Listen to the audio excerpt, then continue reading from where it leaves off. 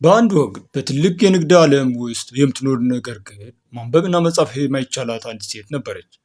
እሷ በሕይወቷ ሙሉ በትጋትና በታማኝነት ባሏን ስትደግፍ የኖረች ቢሆንም ባሏ በድንገት ከዚህ ዓለም ሲለይ ዓለሟ በሙሉ ተገልብጦ ተዘበራረቀ።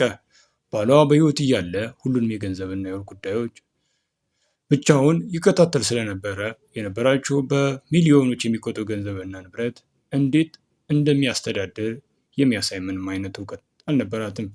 ይህን ድክመቷን የተረዱ አንዳንድ መጥፎ ሰዎችና የቅርብ ተብዬው ዘመዶች የፊርማዋን ትርጉም አለማወቋን በመጠቀም በተለያዩ ሰነዶች ላይ በማታለል እንድትፈርም አደረጓት።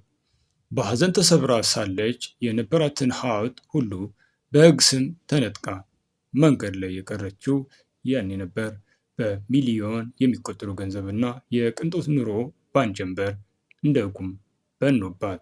የምትወደውን ባሏና የኖረችበትን ቤት አጣ በጨለማ ውስጥ ብትሆንም ይህ መከራዋ በውስጧ አዲስ ጥንካሬን ፈጥሮ ማንበብና መጻፍ ተምራ ለራሷ አዲስ ታሪክ ለመጻፍ ወሰነች።